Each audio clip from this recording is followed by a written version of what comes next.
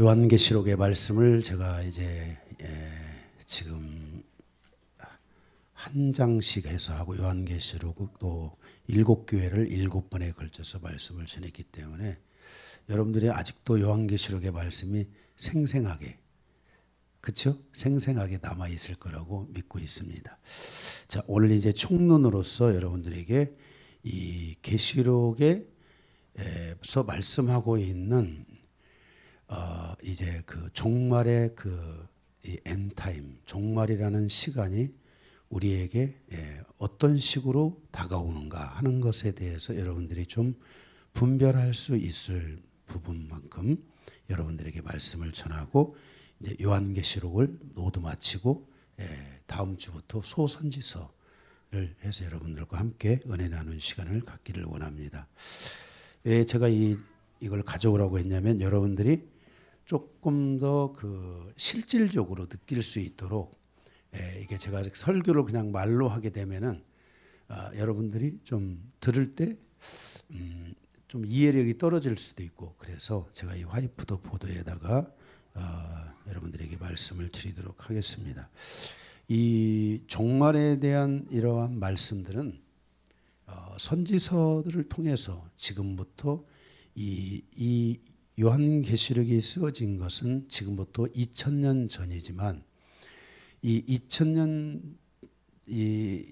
전 말고도 마지막 때에 대한 이 하나님의 말씀에 대한 계시들을 2500년 전, 2600년 전 이렇게 더 멀리 2700년 전 심지어 제가 이제 우리가 다음 주부터 보게 될 그 소선지서를 연대별로 본다고 했잖아요. 2800년 전에부터 이미 이러한 종말은 예고되어 왔고 우리가 요한계시록을 딱 시작함과 함께 지금 요한계시록에서 말씀하고 있는 현상이 그대로 지금 이스라엘이나 러시아나 이런 터키나 이런 많은 나라들이 등장하면서 성경에 기록되어 있는 종말의 시간에 등장하는 많은 나라들이 실질적으로 이제 뉴스를 통해서 보셔서 알듯이 등장하는 이런 것들을 우리가 볼 수가 있습니다. 우리가 이제 오늘 서론에서 좀 간단하게 먼저 뭐 서론 본론이 없지만 쭉 이어지지만 서론에서 먼저 간단하게 우리가 볼 것은 다니엘의 70일애가 무엇인가 하는 것을 우리가 집중해야 합니다. 왜냐하면 이 다니엘의 70일애가 종말론의 바로 그 시간을 연대를 우리에게 알려주는 말씀이기 때문에 그렇습니다. 이 다니엘의 70일에 대한 이 말씀을 하나님께서 에레미야 선지자에게 에레미야 지금부터 2600년 전에 에레미야 선지자에게 너희 이스라엘 백성이 70년이 있다가 너희가 다시 이제 이 바벨론에서 벗어날 것이다 라고 말했습니다. 그래서 바벨론이 이 통치를 받고 포로로 잡혀가서 70년이 될 때쯤 그 뒤로 이제 100년의 시간, 물론 이제 그 바벨론 안에서 있었던 그 역사만큼 그 안에는 다니엘이라는 선지자가 함께 역사했습니다. 4명의 왕을 섬기면서 함께 이렇게 지나오게 되는데 이제 70년이 다 될 때쯤 이 다니엘 선지자가 그러니까 한 100년 뒤죠. 100년 뒤에 70년 뒤에 정확하게 이제 하나님 70년이 다 되었으니까 이제 이 백성이 이제 이 바벨론의 포로에서 벗어나서 자유케 되겠습니까? 하고 하나님 앞에 나아가서 다니엘 21일 금식이라는 그 기도가 있잖아요. 바로 그 기도를 하고 하나님께 묻습니다. 그래서 하나님께 물었을 때 그때 하나님께서 가브리엘 천사를 보내셔서 내가 너희에게 말한 70년은 70일에다. 그러면 70일에가 무엇입니까? 라고 말하니까 하나님께서 가브리엘 천사를 보내셔서 다니엘에게 그 70일에란 한 일회를 7년으로 해서 77에 49, 490년을 의미한다라는 것을 말씀하고 있는 것을 보게 됩니다. 그래서 하나님께서 실질적으로 70년이 지났지만 해방이 되지 않고 그 뒤에 보면은 메데 페르시아 문명의 또 속국이 되고 또 헬라의 노마 이런 계속된 그 이스라엘의 여정이 계속되는 것을 우리가 볼 수 있게 됩니다. 그래서 이 70일의 시작이 언제냐? 77에 49잖아요.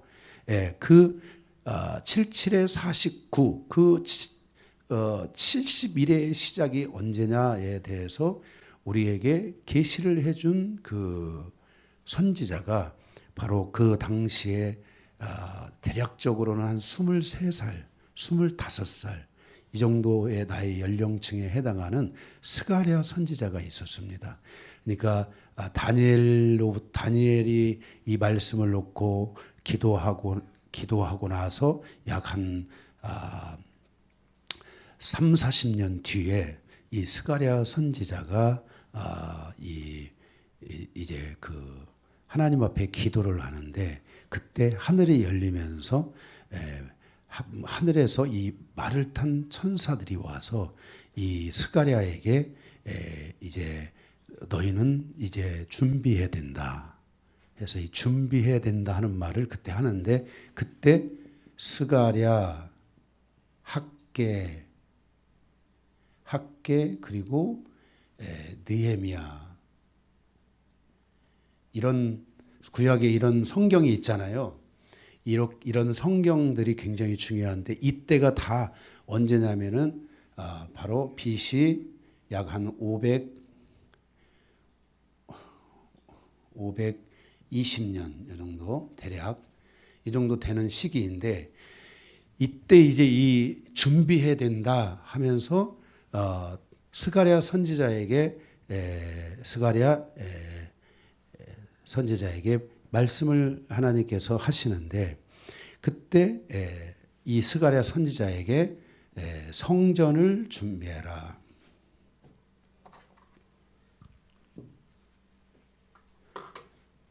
성전을 준비해라. 그러니까 우리가 뭐 교회 성전 지을 때 학계 말씀을 많이 이용하잖아요. 그런데 성경은 성경적인 관점에서는 너희가 교회 성전을 지어라 하는 말씀은 성경에는 없습니다. 원래 하나님은 성전 짓는 걸 원하지 않으시고 하나님은 성막을 통해서 하나님 중심의 하나님이 마음에 있는 삶을 하나님이 살아가기를 구약에서부터 원하셨어요. 그런데 하나님께서 이제 이 성전을 이게 지으라 하는 말은 없었는데 솔로몬이 성전을 지은 거죠, 그죠? 어쨌든 이 성전을 지어라 하고 하나님께서 이 말씀을 하시고 이것을 스가랴 선지자가 이제 예언하여 선포하는 거죠. 성전을 지어라. 그래서 이게 첫 번째입니다. 성전을 지어라. 그러니까 지금 다니엘의 70일회가 시작되는 시간이 언제냐?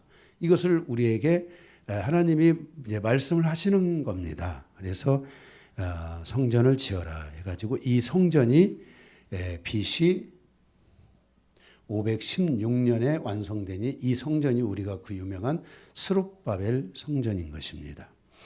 그리고 나서 이제 성전을 지었는데 그 백성들이 돌아와야 되잖아요. 이스라엘 백성들은 성전 중심의 신앙생활을 하니까 성전을 지었으니까 백성들이 돌아와야 되는데 이게 성전은 있는데 이게 완전히 그 허벌판에다 지어놓은 거라 이게 적군이 쳐들어온다든지 주변에 이제 우리가 성지순례 여러분들이 가보시면 알겠지만은 그 이스라엘을 중심으로 그 주변에서 사는 사람들이 아주 무섭습니다. 무서운 사람들이 많이 사는 거예요. 그런데 봐도 무섭잖아요. 요즘 여기 이스라엘하고 전쟁하는데 거기 등장하는 사람들 보면 뭐 두건 쓰고 뭐하고 보면 봐도 무서워요, 안 무서워요? 무서워요.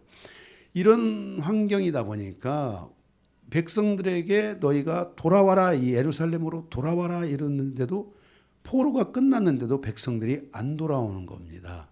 그래서 여기에다가 이제 성벽을 두 번째가 뭐냐면은 성벽을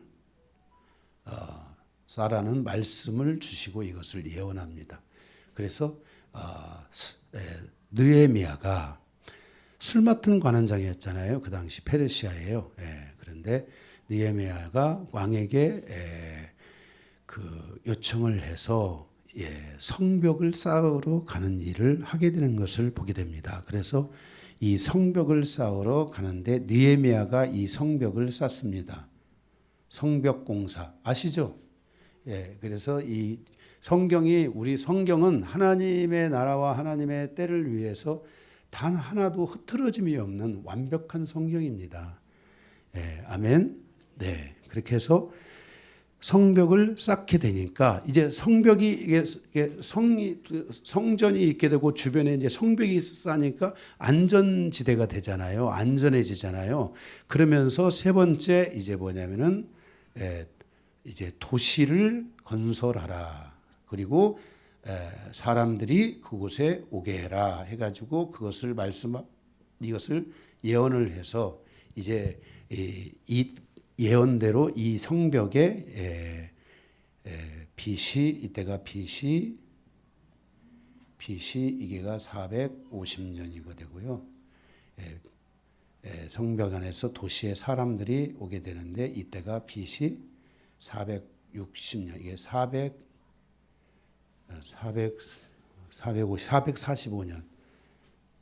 445년에 이렇게 해서 460년이 되니까 이제 백성들이 그곳에 모이게 됩니다.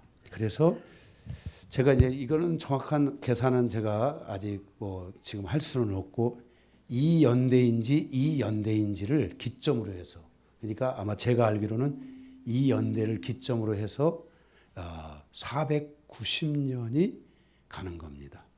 그래서 490년이 가가지고 언제냐면 BC가 아니고 예수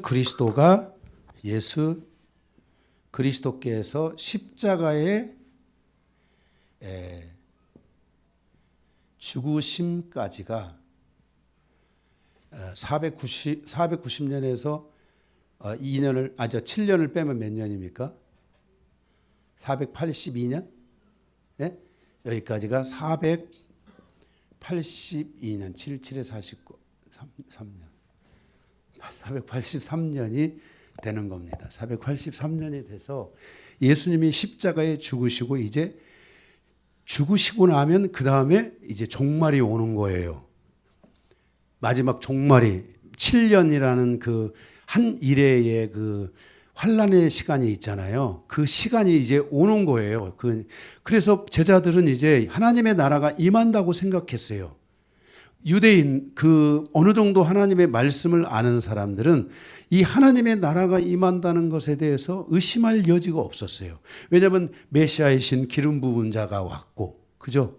그리고 그 모든 걸 완성했고, 이제는 예수 그 당시에 스룹바벨 성전을 이제 또 헤롯이 또 수리하고 있었잖아요. 그래서 어쨌든 이렇게 지금 이 상황이 되다 보니까 예수님이 오신다고 생각했는데 성경에 누가복음에 보면은 예수님이 십자가에 죽으시기 전날 밤 제자들을 불러놓고 말하기를 주님이 이제 하나님의 나라가 이제 옵니까? 이제 하나님의 나라가 옵니까? 하나님의 나라가 오면은 나는 우편에 좌편에 나는 뭐 하나님 나라에서 한 건 이제 내가 주님의 제자니 나를 이제 그 자리에 하나 앉혀주십시오 하고 다 이야기들을 그렇게 하고 있는데 예수님께서 그 전날 밤에 말씀하시기를 아니다. 이방인에 내가 죽고 나서 내가 십자가에 죽고 이방인의 충만한 수가 채워져야지 내가 온다라고 말씀하셨어요. 그러면 우리가 성경상에서 보게 되는 모든 70일에 중에 69일에는 끝났어요, 안 끝났어요? 끝났어요. 그러면 마지막 한 일회가 남았잖아요. 오늘 제가 설교를 하게 될 내용이 이 한 일회에 대한 이야기를 여러분들에게 한 일의 전과 한 일의 그 상황에 대한 이야기들을 여러분들에게 오늘 요한계시록 총론으로 마지막 말씀을 드리려고 하는 것입니다. 이해가 되셨습니까, 여러분들이요? 예. 그래서 이제 이 뒤로 이제 한 일회가 오면 되는데 이 한 일회가 무엇에 걸려 있어요?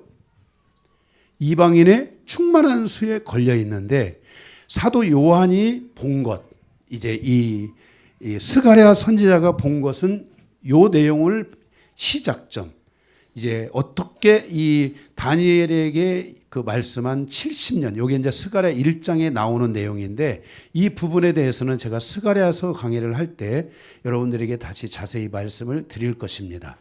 그래서 이제 70년이 언제부터 시작됩니까? 라고 스가랴가 물은 거예요.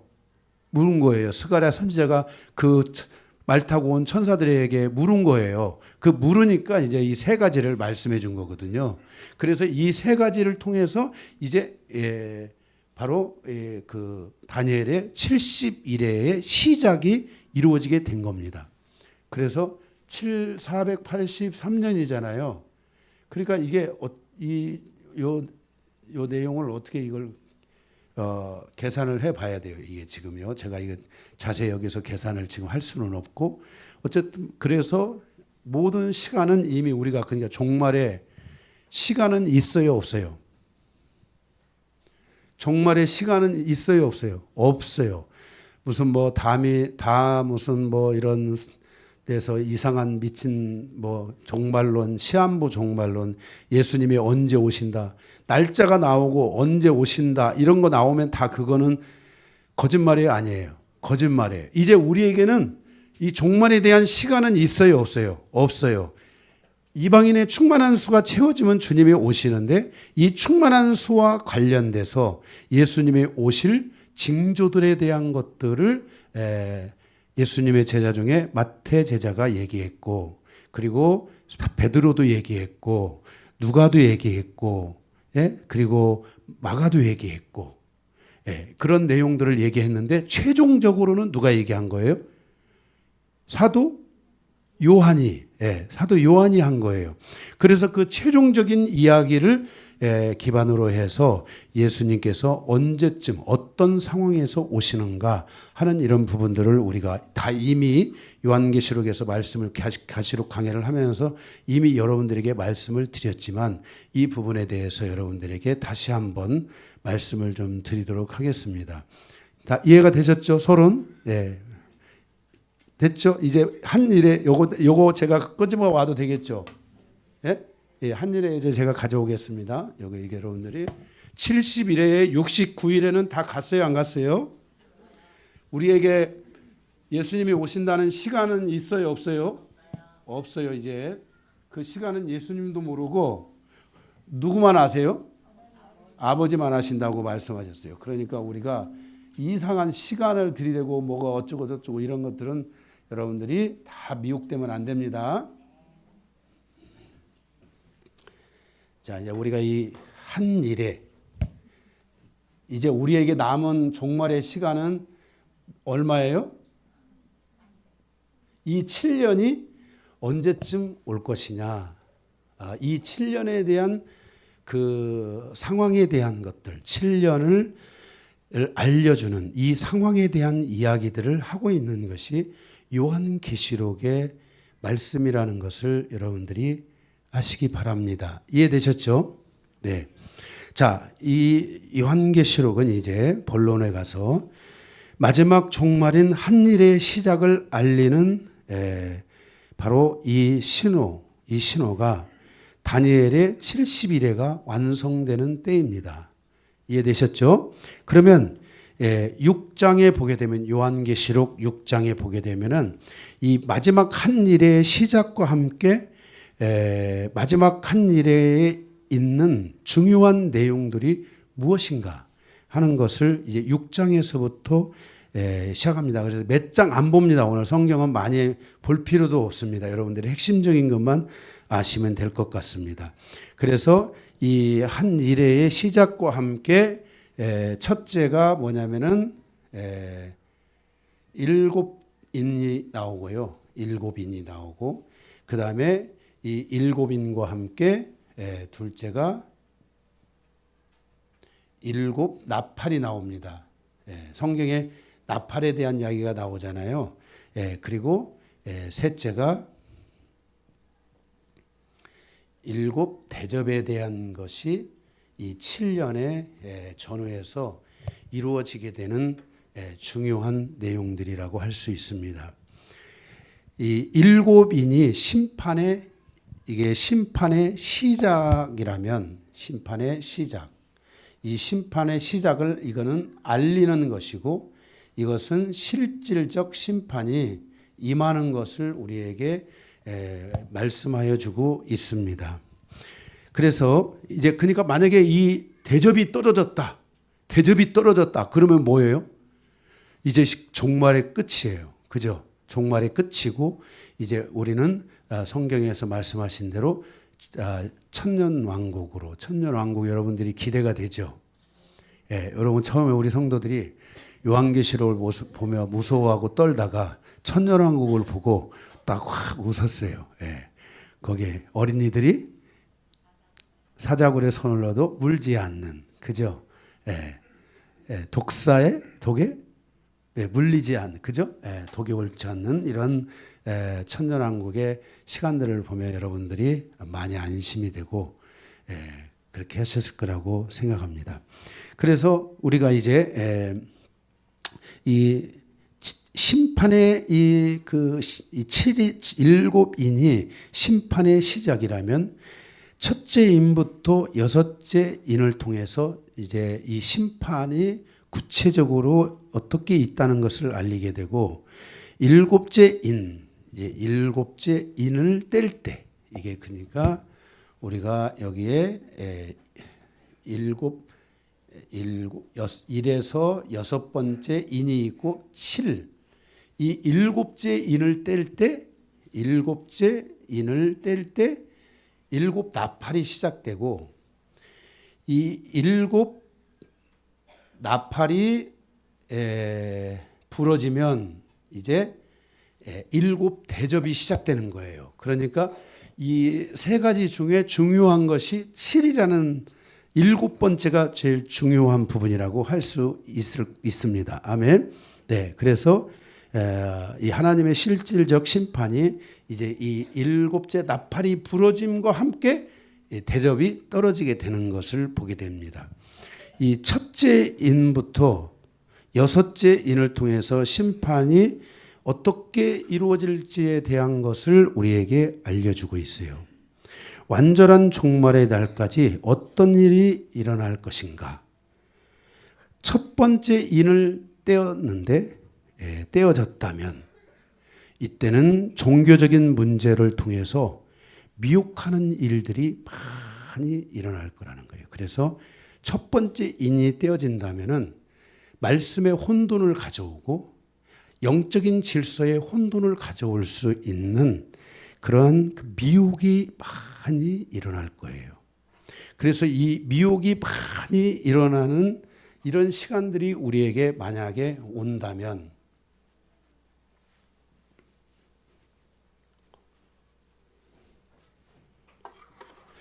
정말 내가 전무후무하게 그동안 내가 느꼈던 거하고 전혀 다른 전무후무한 어떤 미혹이 전 세계적으로 일어나기 시작한다.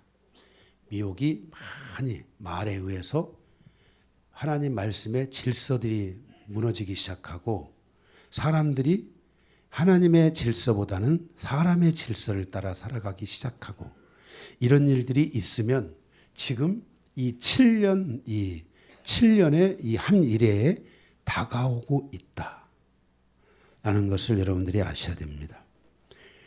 그래서 둘째는 큰 칼이 있다 그랬습니다.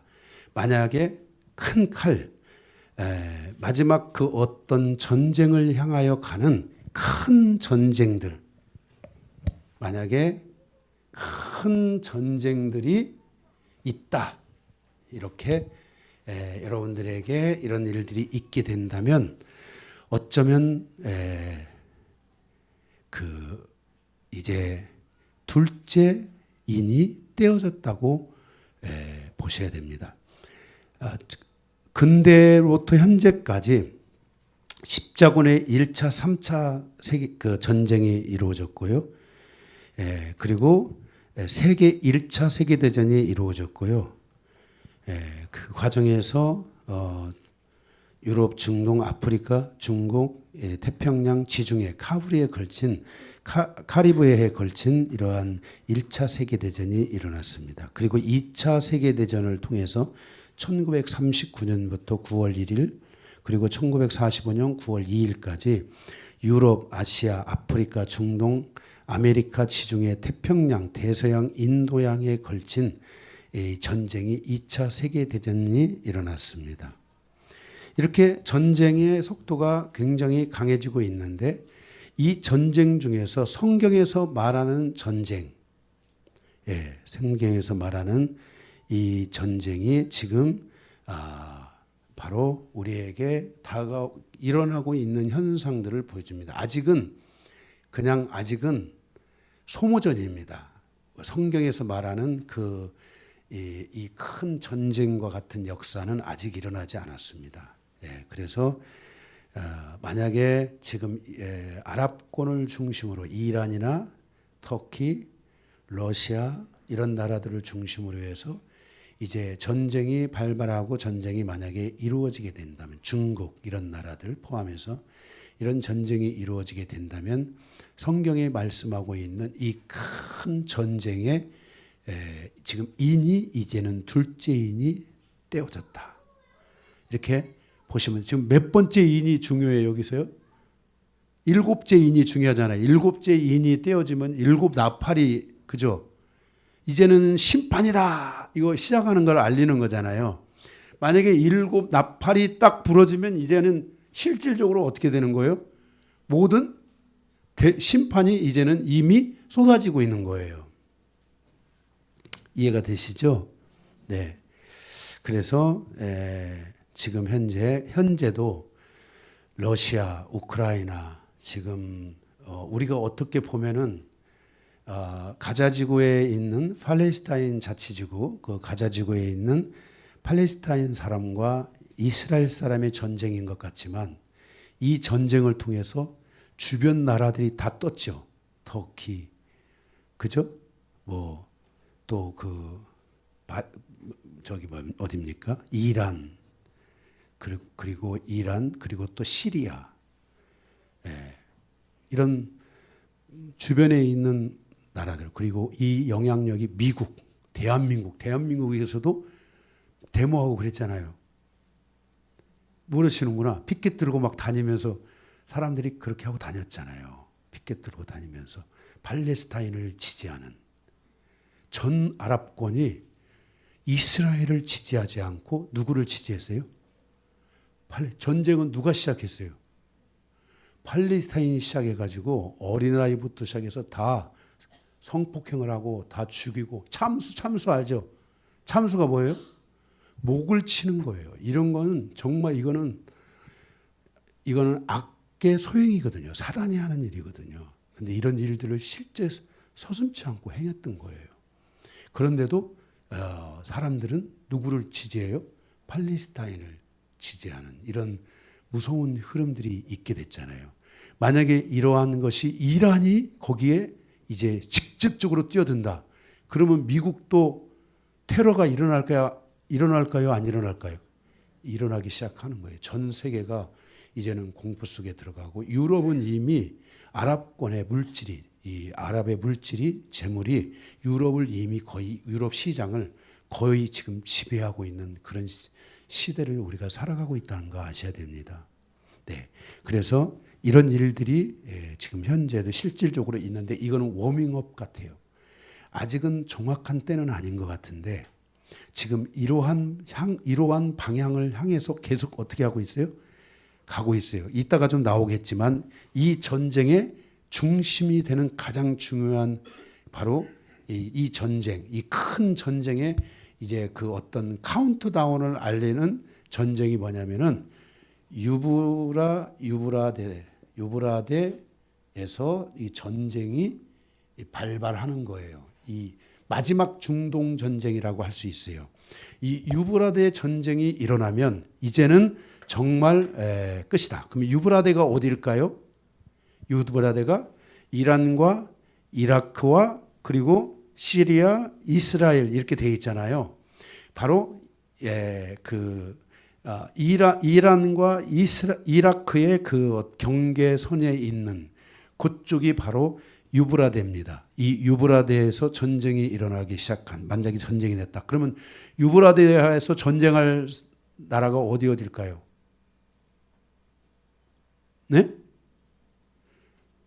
이스라엘하고 이란하고 밖에 더 있겠습니까? 이스라엘이 이제는 그 공군력을 이용해서 유브라데의 그 많은 아랍 그 나라들이 이스라엘을 적대시하는 나라들이 이제 모일 거고, 그때 이제 이스라엘이 군대와 함께 비행기들이 떠서 지금 하고, 그래서 이스라엘은 인구는 얼마 안 돼도 전 인구가 다 군인이잖아요. 그래서 이런 때가 온다면 여러분들이 이제는 정말 이 둘째인이 이게 확실히 지금 떨어졌다라고 보시면 떼어졌다. 그 다음에 셋째인은 같이 거의 동시다발적으로 올 수 있는데요. 셋째인은 뭐냐면요, 기근이에요. 기근.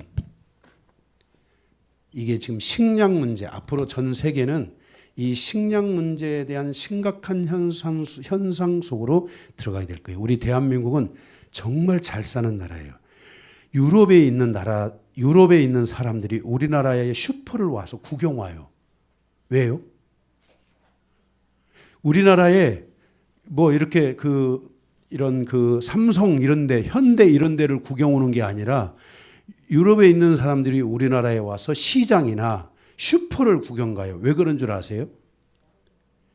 이렇게 많은 그 먹거리를 이렇게 쌓아두고 파는 데가 세계에 없어요. 미국 말고는 없어요. 미국은 워낙 큰 마트들이 있는데, 대형 마트들이 유럽 사람들이 와서 보면 놀라는 거예요. 네, 놀라는 거예요. 이렇게 많은 먹거리를 쌓아놓고 사는 데가 없어요. 네, 그 정도로 세계는 지금 이 식량 문제에 심각한 위기에 접해 있고요. 지금 우크라이나와 러시아의 문제, 또 지금 아르헨티나에 이런 나라들이, 아르헨티나에 지금 엄청난 그 메뚜기 떼들이 공격을 한번 하잖아요. 그래서 아르헨티나 같은 나라들의 한번 그곳에 있는 농산물이 피해를 입으면 그것이 전 세계에 영향을 주게 되고, 그 곡물값이 어마어마하게 올라가게 돼요. 지금도 현재 여러분 곡물값이 많이 올라갔어요, 안 올라갔어요? 엄청나게 올라갔어요. 예, 우리나라 사람들은 아직 못 느끼는 거예요. 왜냐하면 너무 잘 살고 있어요. 그래 못 느껴요. 그런데 우리나라도 진짜 지금 깨어 있어야 돼요. 예? 훌륭한 좀 리더들이 나와야 돼요. 이 마지막 때를 살아가는 과정에서 지금 막 정치적 싸움하고 우리나라 그 지도자들이 그짓하고 있잖아요. 응? 다 저 사람들 십자가에다가 다 못 박아가지고 한 3박 4일 회개하고 내려오도록 해야 돼요. 제가 볼 때는.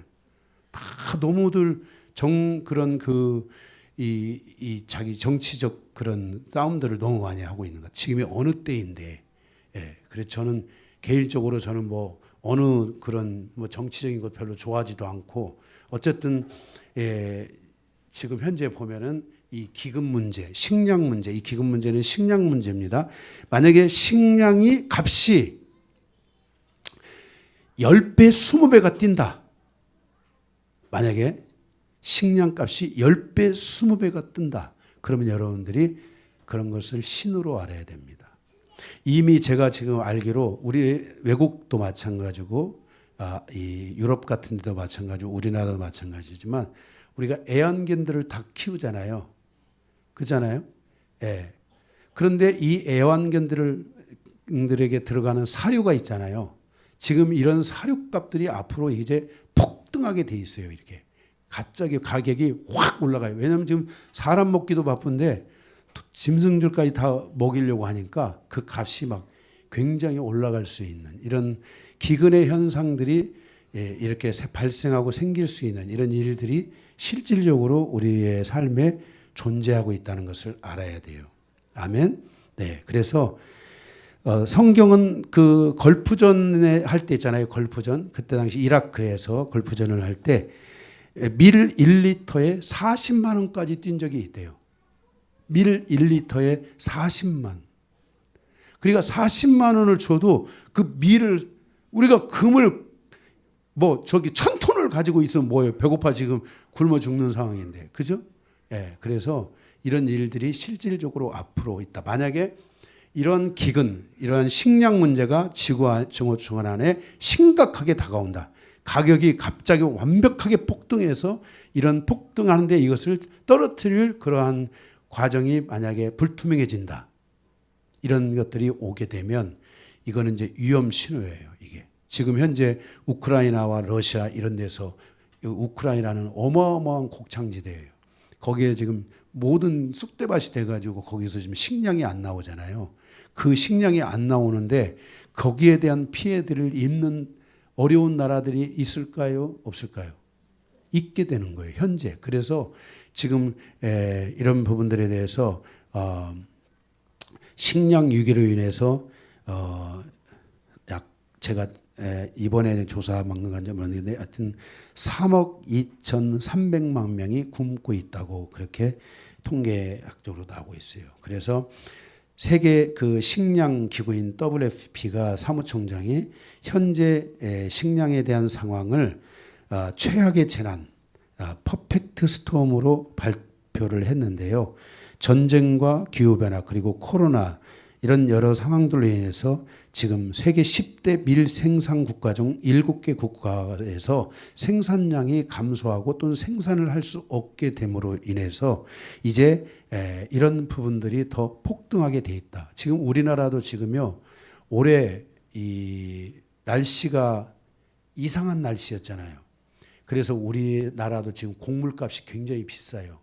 이번에 과일값이 진짜 어마어마하게 비쌌잖아요. 그런 이유들이 뭐냐면은 이상기온 현상이라든지 냉해라든지 이런 여러 현상들로 인해서 지금 이 곡식들이 제대로 열매를 맺지 못하는 거예요. 예, 우리나라도 그래서 과일이나 이런 것들이 제대로 열매를 맺지 못하고 지금 원래 우리나라는 이런 토지에 의해서 1차 이 생산에 의해서 이 굉장히 많은 것들이 생산돼서 우리나라가 그래도 이런 과일값이나 이런 것들이 그래도 적당해서 먹을 만하고 그랬는데 지금 그런 것들이 완전히 지금 다 뭐 거의 제가 저희 작은 집이 저쪽 그 고산 저 금산 있잖아요. 그쪽 부근에 그쪽 부근에서 대추 농사를 크게 져요. 그런데 재작년인가 대추를 저한테 보냈어요. 보내요. 가끔 이렇게 보내주세요. 대추를 보내준데 저한테 하는 말이 강 목사, 올해는 대추가 완전히 하나도 안 열렸어. 이거는 우리 먹을 것 중에 내가 우리 가족들에게 보내는 거야 하면서 작은아버지가 대추를 좀 보내오셨더라고. 그런데 대추 수확이 안 되니까 지금 이게 뭐예요? 수입이 안 생긴 거잖아요. 다 하나도 안 생겼다는 거예요. 이 정도로 지금 우리나라도 이 앞으로 이 곡물 문제, 이 이상기후 현상 이런 것들 때문에 지금 심각한 상황들이 실질적으로 오고 있고요. 지금 뭐 어떤 학자들은 우리나라가 그 설국 열차에 나오는 지금 이상기후 현상이 더위의 현상이 아니라 앞으로는 이 설국의 그런 얼음 이 추운 날씨로 올 수 있다 그렇게 말하고 있어요. 그래서 중국의 올해 중국에 최근에 전국에 영하 50도까지 올라갔어요. 실제 중국 같은 나라에. 여러분 잘 모르시니까 미국도 마찬가지고요. 그래서 이런 심각한 현상들이 지금 현재 우리에게 그렇게 다가올 정도로 있다. 이런 것들은 우리에게 뭘 가져오냐면 기근, 식량 문제를 가져올 수 있다는 것을 말씀하고 있어요. 그래서 만약에 이런 식량 문제가 심각하게 오고 있다. 이러면 여러분들이 이제 세 번째 인이 떼어졌다라고 보시면 돼요. 태양의 자기장의 변화에 의해서 어두운 날이 많아지면 곡물들이 생겨요, 안 생겨요? 안 생겨요. 그래서 이런 일들이 우리에게 오면 기근이 시작되면 셋째 인이 떼어졌다. 예. 그 다음에 이제 넷째 인이 있는데요. 넷째 인은 사망, 지진과 전염병, 땅의 짐승들로 인하여 죽더라 이렇게 말씀하고 있어요. 지금 현재 우리가 이 메리스, 사스 또 뭐 우리가 지금 여기 그 코로나 이런 건 다 뭐에 의해서 지금 감염된 거예요? 짐승들, 그죠? 박쥐, 낙타 이런 짐승들에 의해서 바이러스 감염이 돼서 그 바이러스가 우리 인류에게 지금 이 심각한 고통을 준 거잖아요. 여러분들이 잘 알듯이 코로나로 인해서 전 세계가 다 얼어붙었어요, 안 붙었어요? 남미나 이런 데는 너무 낙후돼 가지고 그냥 사람들이 죽으면 그냥 관이 없을 정도로 그냥 갖다 묻어버리고 이럴 정도로 우리 지금은 이제 다른 우리가 선교사님으로 제가 옮겼습니다만은 그 남미에서 선교사님으로 계셨던 한 분이 거기서 한국에 와가지고 저한테 한 말이 있었어요. 목사님, 저 지옥에서 한국은 천당입니다. 지옥에서 천당 정말 그 정도로 이 코로나가 우리에게 전 세계에 미친 이런 게 있는데 이 코로나는 제가 이것은 정말 오래 전부터 얘기를 했지만은 앞으로도 사라지지 않습니다. 이보다 지금 코로나는 이보다 더 큰 이제 이 재앙으로 우리에게 다가올 모든 준비들이 이미 존재하고 있다라는 것을 여러분들이 기억하시고 이 코로나로 인한 후유증들이 엄청나게 많습니다. 기관지계통 뭐 이런 또 질병이나 어디가 아픈데 이 코로나가 그 아픈 것을 강타해 가지고 그것을 위해서 사망자들이 늘어나고 하는 이런 일들이 있습니다. 그래서 여러분들이 어쨌든 간에 잘 먹고 잘 자고 아멘. 그리고 활동도 좀 하시고 이렇게 하면서 여러분들이 여러분의 몸을 최대한 강화시킬 수 있는 그래서 마지막 때를 여러분들이 살아가는데 제한 받지 않도록 이렇게 해야 된다고 생각합니다. 제가 이런 얘기 하니까 벌써 여러분들 걱정이 많아지죠. 심란해지잖아요. 그래서 여기에 전쟁, 지진과 함께 바이러스 또는 세균 이런 지금 세균에 대한 이런 것들이 우리 눈에 보이지 않게 있지만은 앞으로 이 세균의 공격도 있을 수 있다는 것을 여러분들이 기억을 해주시고요. 이런 지금 이런 일들이 만약에 막 일어난다 이렇게 생각하면 지금 넷째 인이 떼어졌다. 근데 지금 기근이 심각하게 오지 않았기 때문에 코로나가 넷째 인이다라고 말할 수 있어요, 없어요? 아직은 없는 거예요. 그죠? 근데 이게 이제 더 심각한 이 상황은 매우 심각한 상황들이 우리에게 실질적으로 다가올 때 이게 뭐 나 1년 있다 올게 2년 있다 올게 3년 있다 올게 이런 거 아니잖아요. 이게 오면은 이게 전체적으로 이게 빠르게 진행될 수도 있고 그렇죠? 좀 느리게 갈 수도 있고 그러겠지만은 그런 것들은 이제 우리가 잘 분별을 해야 된다고 볼 수 있습니다. 그래서 이런 부분들이 일어나게 되고 이제 다섯째 인과 이 여섯째 인은 이 다섯째 인과 여섯째 인은 여기에 다섯째 인 여기 7년 이거 지워도 되죠? 7년 넷째 인이 오면 넷째 인까지가 오면 이제 마지막 때가 이제 본격적으로 시작되는 겁니다. 그래서 다섯째 인과 여섯째 인은 이 7년 안에 있는 겁니다. 이해되시죠? 이 다섯째 인과 여섯째 인은 7년 안에 있는 거예요. 그러니까 여기까지 만약에 오게 되면 그 다음에는 이제 진짜 이제 마지막 7년에 들어갔다고 여러분들이 보셔야 됩니다. 이해되셨죠? 이제 7년이 들어갔다. 여러분들이 지금 현재는 여러분들이 요 정도를 잘 보셔야 됩니다. 미혹하는 일들이 강하게 일어나서 사람들이 막 이제 이제 이 교회에서 믿음이 없는 사람, 진리가 없는 사람, 말씀이 없는 사람들은 이제 하나님을 다 떠나게 돼 있어요. 요즘 막 인터넷이나 이런 여러 상황에서도 뭐 11조 공격하지, 주일날 예배 공격하지, 뭐 공격들이 여러분 의외로 상상을 초월할 정도로 어마어마한 공격들이 나와요. 그 목사들이 왜 그 짓을 하고 있는지 모르겠어요. 이 사람들이 교회 목회를 해야 되는데 목회를 안 하고 엉뚱한 이상한 것들을 하는 것 같아요. 제가 볼 때는. 그래서 저는 이것들이 다 문제가 있다고 보는 것 중에 하나예요. 결국 교회가 죽어가고 있구나. 이제 교회를 향한 타깃이 지금 오고 있구나. 말씀이 죽어가고 있구나 하는 이런 것들을 느끼는 많은 일들이 일어나고 있어요. 뭐 방언 기도하면 뭐 다 이상하다. 막 이런 막 진짜 말도 안 되는 많은 일들이 막 일어나고 있는데 이게 지금 이제 교회를 죽이고 그렇게 해서 교회가 점점 힘을 얻으면 누가 죽겠어요? 목회자가 제일 먼저 죽어요. 목회자가 제일 먼저 죽으면 미가서의 예언의 말씀처럼 목회자가 이제 어디에 가야 되는 거예요? 응? 점쟁이처럼 가서 나는 오늘 또 여러분들의 앞길을 제가 좀 한번 봐드립니다. 이렇게 하고 주의 종들이 이제 구호해야 돼요. 주의 종들이 진짜 무당될까 봐 걱정해요. 성경에 진짜 그렇게 그런 부분들이 나오거든요. 예, 진짜 그런 일들이 나올까 봐 걱정해요. 목사들이요 진짜 제대로 피를 받아가지고 무당되면 얼마나 잘하겠어요.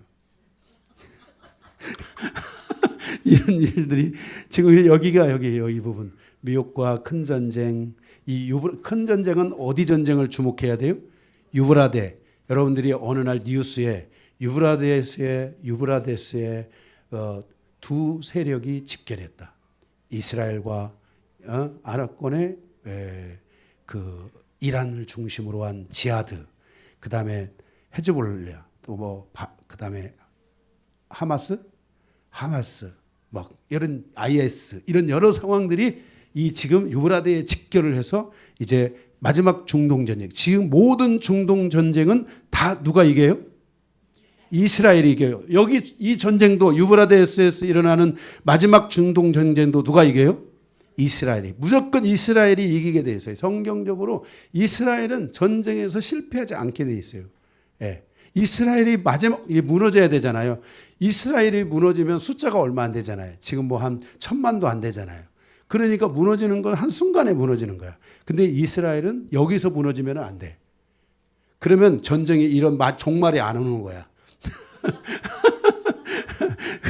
성경은 종말을 마지막 때를 예고하고 있기 때문에 이스라엘이 무조건 이겨요. 지금 현재 하마스하고 하든 헤즈볼라하고 하든 누구하고 하든지 간에 아직 때가 아니기 때문에 무조건 이스라엘이 이겨요. 지금도 이번 전쟁도 했지만은 결국 타격을 입는 건 누구예요? 팔레스타인 아니겠어요?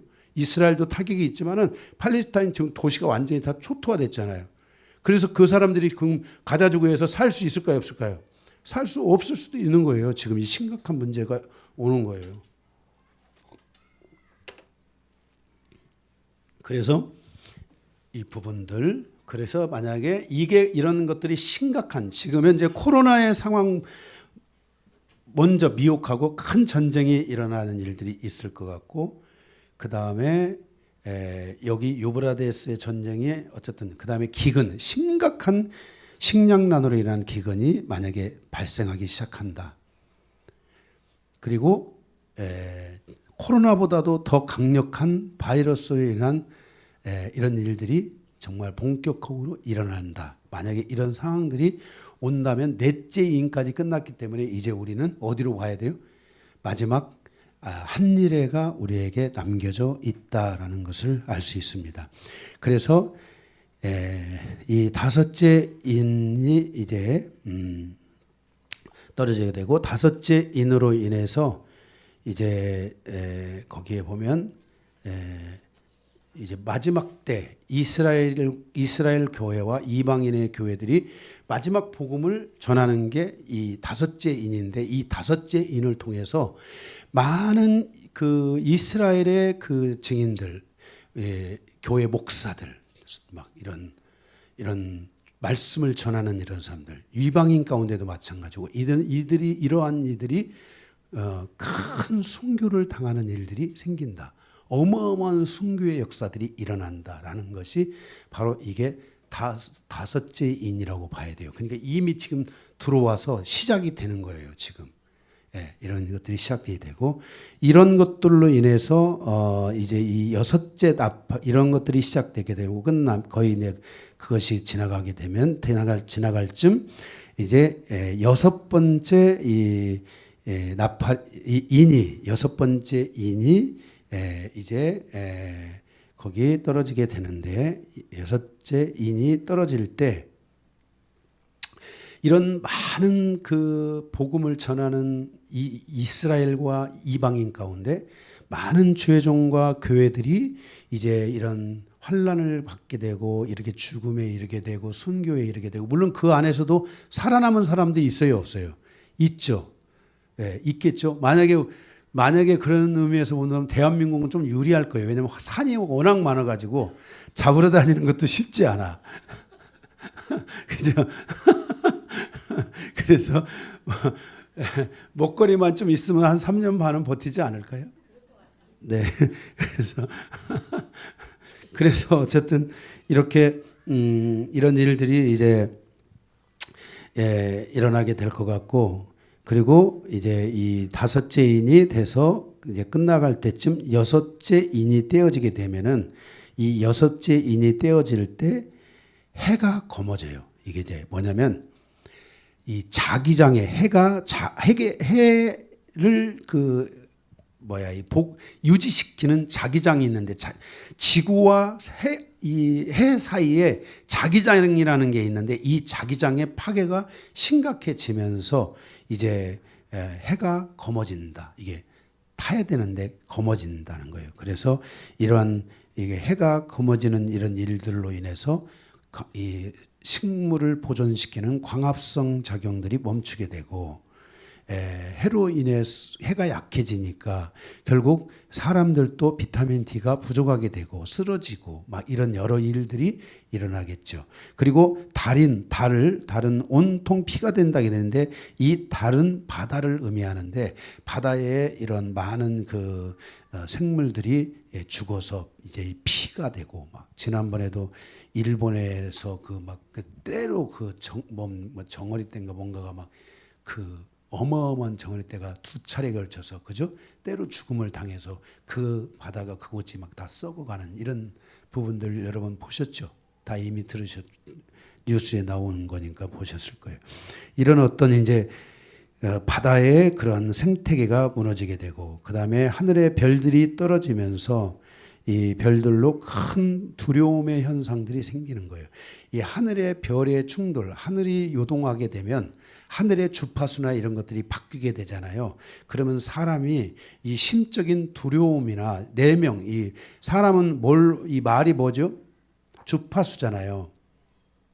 사람의 이 모든 몸은 이 공간 안에 있는 어떤 주파수의 영향을 통해 살아가는 거예요. 만약에 날씨가 꾸질꾸질하다 그러면 몸이 막 다 꾸질꾸질해요, 안 해요? 온 삭신이 다 쑤시고 막 다 그렇게 되잖아요. 이런 여러 가지 이런 그 별들의 이 우주 공간의 상황, 주파수에 대한 이런 변화들이 오게 되면 우리 몸도 거기에 따라서 반응하게 되는데 이런 일들이 이제 여섯째 인에 떨어지는 거예요. 여기. 이미 여섯째 인에. 여러분들이 지금 제일 중요한 건 이런 부분들이 보세요. 여기를 봐야 돼요. 여섯째 인이 지금 다섯째 인이나 여섯째 인이 떨어질 것 같아요. 아직 아닌 것 같잖아요. 그죠? 여기 보면 아직은 이 정도는 강하게 세게 지금 오고는 있지 않다. 그죠? 그래서 여러분들이 뉴스 같은 것도 좀 자주 보시고요. 이 세계 곡창지대에 이런 데가 어떻게 지금 움직여지고 있나 이런 거 아르헨티나나 지금 이미 우크라이나 이런 나라들은 이미 그리고 중국에도 어마어마한 메뚜기 떼들이 이 직결해서 황충이라고 그러죠. 메뚜기 떼의 군대, 무서운 메뚜기 떼, 모든 걸 잡아먹는 메뚜기 떼를 황충이라고 그래요. 제가 이 황충에 대해서는 요한계시록 강의하면서 말씀을 드렸잖아요. 이런 것들이 이제 중국에도 강타해가지고 메뚜기 떼가 강타한 게 아니라 메뚜기의 이제 뭐라고 할까 군대, 그런 군대, 황충 이것이 중국이나 이런 나라들 강타해서 어마어마한 농작물의 손실을 가져오는 이런 일들이 있게 됐어요. 이렇게 여섯째 인이 다 끝나게 되면은 이제 일곱째 이제 인이 떼어질 때, 일곱째 인이 떼어질 때 일곱째 하나에서 6개의 나팔이 이제 부러지는 거예요. 이제 이 나팔이 부러지면 이 나팔은 이미 여기에서 부러지는 거잖아요. 그러니까 이제는 마지막 때가 다 됐다라는 것을 우리에게 알려주는 그런 말씀입니다. 그래서 첫째 나팔로부터 넷째 나팔은 두 증인이 활동하는 시기이고, 다섯째 나팔로부터 일곱째 나팔은 두 짐승인 적그리스도와 거짓 선지자가 활동하는 시기라고 할 수 있습니다. 그래서 여기에서 이제 핵심은, 이 나팔에서 핵심은 여러분들이 이거 꼭 기억을 하셔야 됩니다. 이 나팔의 핵심은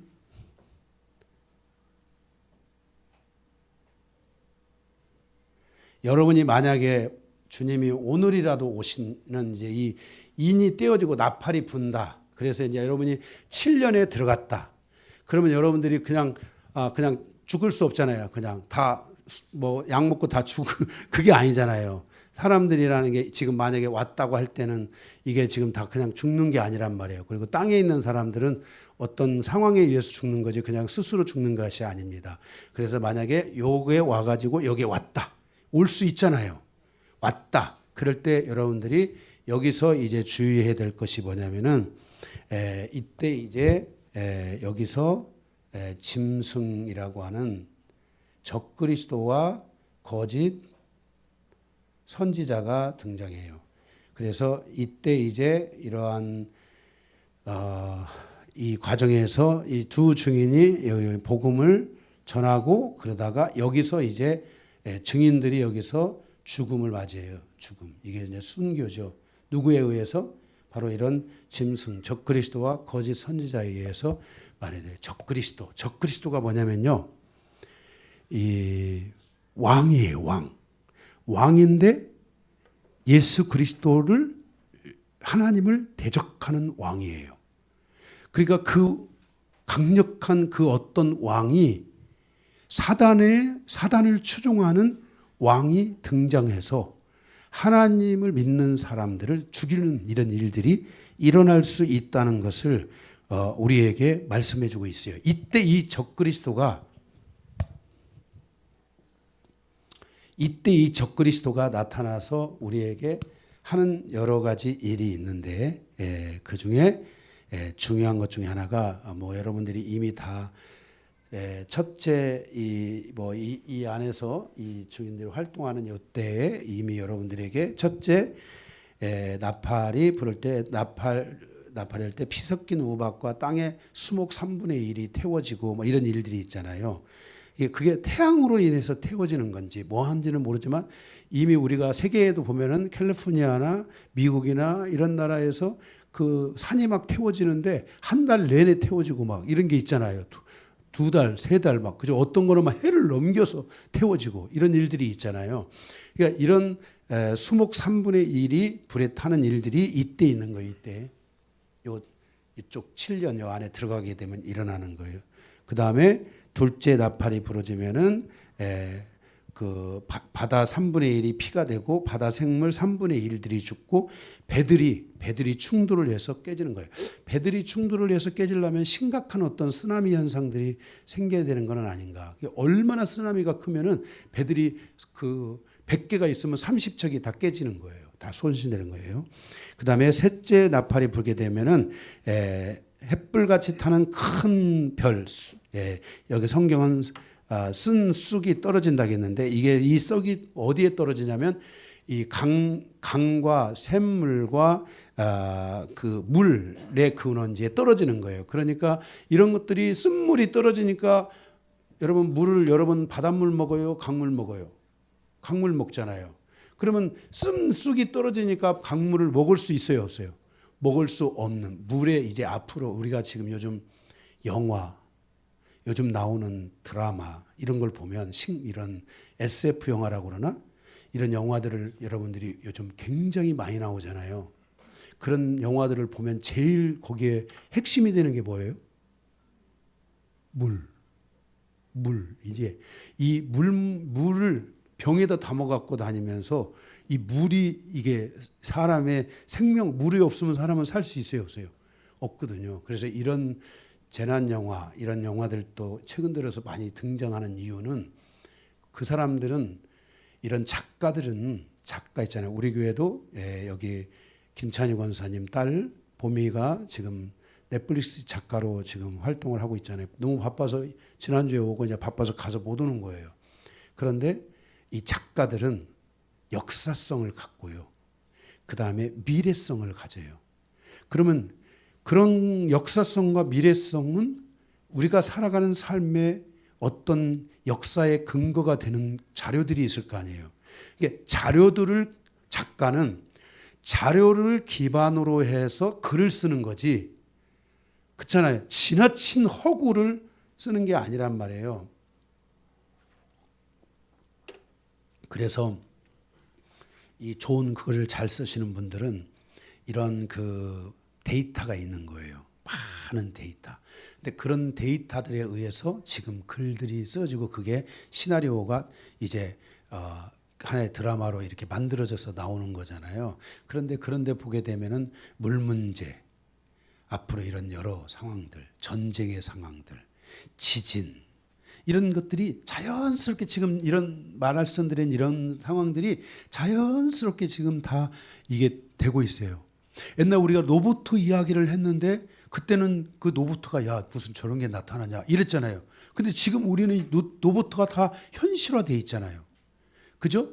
그리고 이제 이러한 그 여기에서 이 중요한 짐승의 여기에서 짐승 이때가 중요한 것 중에 하나가 뭐냐면은 이때 요 시점이 가면 이 시점이 가면 로봇의 그 지능과 인간의 지능이 이제는 이제는 똑같아진다라는 거예요. 이런 시즌이 지금 오고 있어요. 실제 지금 AI 바둑이 사람을 이기고 있어요. 지금 AI 스포츠가 사람을 이기고 있어요. 이미 뭐 홀로그램 이런 게 이제 앞으로 뭐 우리가 영화 보면 이렇게 쫙 한번 뭐가 딱 나타난 거 있잖아요. 그런 거는 이제 다 곧 상용화가 되게 돼 있어요. 예. 한 내년쯤, 내후년쯤 언제 올지 몰라요. 굉장히 빠르게 와요. 이런 거 다 상용화가 되게 돼 있어요. 지금 여러분들이 보고 있는 이런 것들은 금방 상용화 될 수 있는 환경으로 우리에게 오고 있다는 거예요. 그래서 지금 여기 우리 공집사님한테 지난번에 제가 우리 공집사님이 로봇 그 만드는 회사 다니시잖아요. 그러니까 그때 몇 년이라고 그랬죠? 같아지는 게? 2030년쯤으로 보고 있잖아요. 2030년이 되면 로봇의 그 지능과 인간의 지능이 같아지고 이미 지능이 같아지니까 이 로봇에다가 인간의 이 피부를 입히기 위해서 이 가장 예민한 이런 모든 피부의 기술들이 이미 지금 다 그리고 모든 것들의 인간의 생명을 이제 그 연장하고 영원히 사는 이런 인공에 관련된 이런 심장 이 피부에 이게 뭐 트러블이 없이 생길 수 있는 이런 것들, 그 다음에 복제에 의한 이런 치료 기술들, 이런 여러 상황들이 어마어마하게 지금 여러분들이 그걸 모르고 있으면 여러분들은 지금 너무 시대에 돌아가는 걸 모르고 살아가는 거예요. 이 정도로 우리에게 어마어마하게 지금 빠르게 다가오고 이것을 앞으로 3년 보느냐, 5년 보느냐, 10년 보느냐 이런 얘기가 있을 뿐이지 이 모든 건 지금 현재 우리를 인류를 향하여 다가오고 있고 실제 이런 것들이 여러분 유튜브에만 조금 들어가서 이런 거 쳐봐도 싹싹싹 막 그냥 그게 그냥 확 떠버려요. 그냥 그게 그 정도로 많아요. 그런 내용들이 이런 시대가 우리를 향해서 오고 있는데 어쨌든 이제 여기서 이제 제가 그래서 셋째 나팔이면 그런 쓴 것들이 강물에 떨어져서 물을 못 먹게 되고 넷째 나팔 되면은 해, 달, 별의 3분의 1이 타격을 받아서 낮과 밤이 어두워지는 거예요. 3분의 1이 어두워져요. 만약에 여러분 낮이 3분의 1이 자 우리가 낮이라는 시간을 10시간으로 봤을 때 우리가 낮을 앞으로 6시간밖에 사용 못한다. 이거는 인류의 이제 이 어마어마한 재앙으로 오는 거예요. 그죠? 예. 이런 밤의 밝기가 3분의 2가 사라진다. 이런 것들은 우리는 거의 이제 어둠 속에 살아야 되는 이런 일들이 우리의 신체 인간을 향해서 올 수 있다는 것을 성경이 우리에게 말씀하고 있어요. 그래서 땅에 있는 자들에게 화가 있다 그랬어요. 여기 땅에 있는 자들이라는 것은 하나님을 믿지 않는 자들, 하나님을 안 믿는 사람들에게 화가 오는데 그 화의 내용이 뭐냐면 여기 이때 이 화가 오잖아요. 짐승 여기 때 화가 오잖아요. 화가 오는데 땅에 있는 사람들이라는 것은 믿지 않는 사람, 믿는 사람들에 대해서는 하나님이 보호하세요. 하나님이 그들을 구원하시고 계획하시고 보호하신다고 성경은 말씀하고 있어요.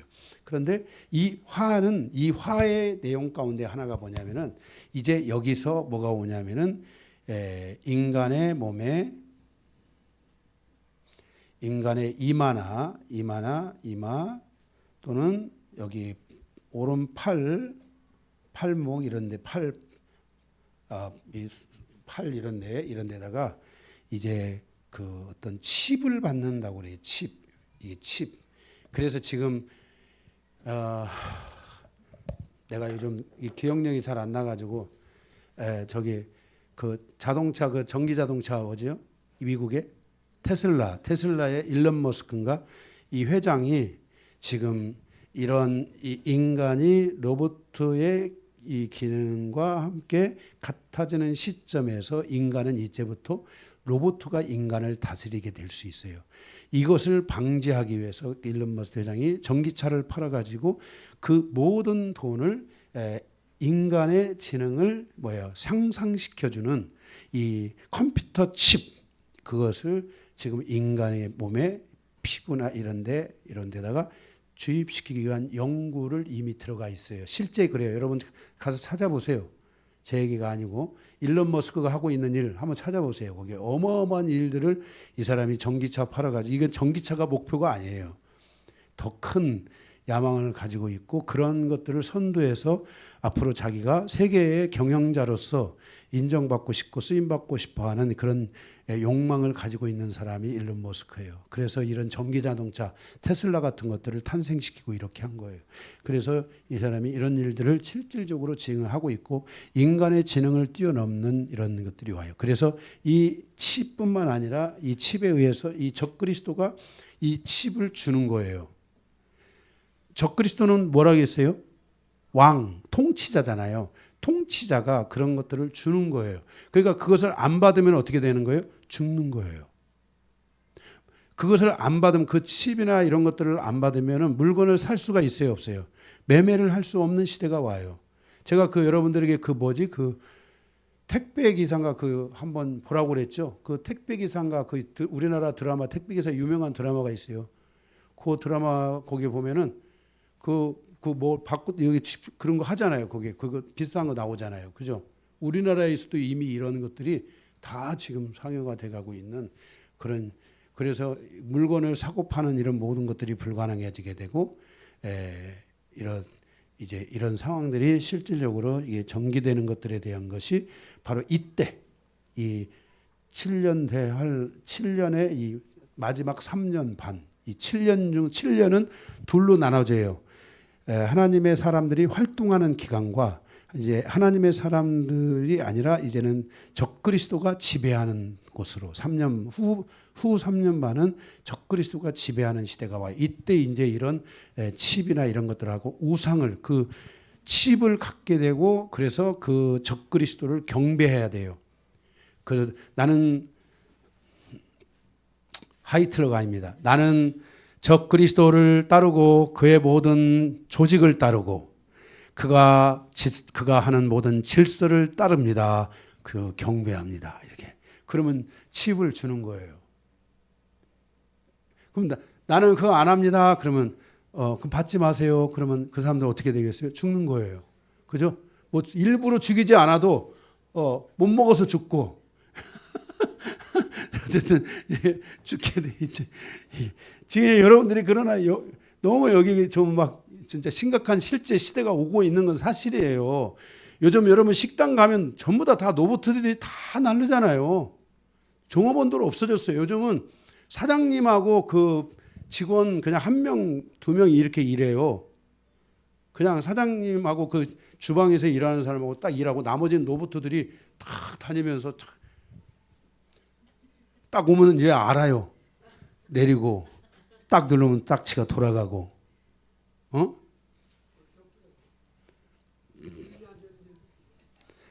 인사도 안 하고 내려주지도 않고 로봇들이 내가 다 내려야 되고. 네. 그래서 계시록 6장 10절에 땅에 거하는 자들을 심판하며, 계시록 3장 10절에도 땅에 거하는 자들을 시험하며, 계시록 8장 13절에도 땅에 사는 자들에게 화가 임하고, 계시록 13장 8절에 땅에 사는 자들은 짐승의 표를 받으며 짐승을 경배하게 되더라. 만약에 정말 이런 시간이 와서 여기에 들어갔다. 그런데 만약에 그게 어떤 건지는 모르지만 이 칩을 받아야지 경제 활동을 할 수 있다. 그러면 예수 믿는 우리는 칩을 받으면 돼요, 안 돼요? 안 돼요. 이 칩을 받으면 지옥 가고 멸망을 당합니다. 그래서 제가 이거를 핵심적인 거예요. 이게 여러분들에게 7년 이것이 관계없는 게 아니라 이때가 와서 만약에 이 칩을 받아야 되는 상황이 진짜 오게 된다면 여러분들은 이 베리칩이 아닙니다. 이거는 베리칩 그런 게 아닙니다. 여러분들이 이 칩을 절대로 뭔가는 지금 여러분들이 일론 머스크가 그 개발을 했는데요. 사람의 이 피부 안에 아주 작은 그 칩을 하나 이렇게 넣는 그런 시험들을 이미 지금 다 시험하고 있어요. 실질적으로. 예, 이 일론 머스크 회장이 이 보통 야망가가 아니에요, 이 사람이. 예.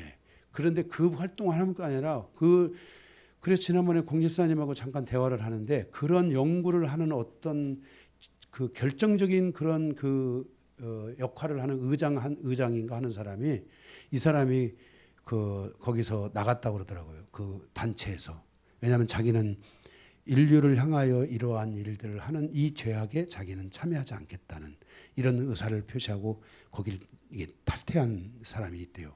예, 그 리더인데 그 사람이. 이런 일들이 실질적으로 지금 우리들의 삶에 일어나고 있습니다. 그리고 7 나팔을 불면 7 대접이 임하는데 이때는 이제 7 나팔이 되면 이제 이 7 대접이 오는데 이때는 이제 심판이 그냥 임하는 거라고 생각하시면 됩니다. 그래서 7 나팔을 불면 7 대접으로 인한 실질적 심판이 이루어지게 되고 이제 이 바벨론이라는 도시가 무너지고 이 적그리스도와 이 거짓 선지자들이 결국은 이제 그 하나님의 심판을 받고 영원한 지옥으로 떨어지는 일들이 7 나팔 하나님의 심판과 함께 예수 그리스도가 친히 오셔서 그 모든 그 전쟁을 종결하시고 이들을 영원한 지옥으로 넣는 이런 일들이 있게 된다고 말씀하고 있습니다.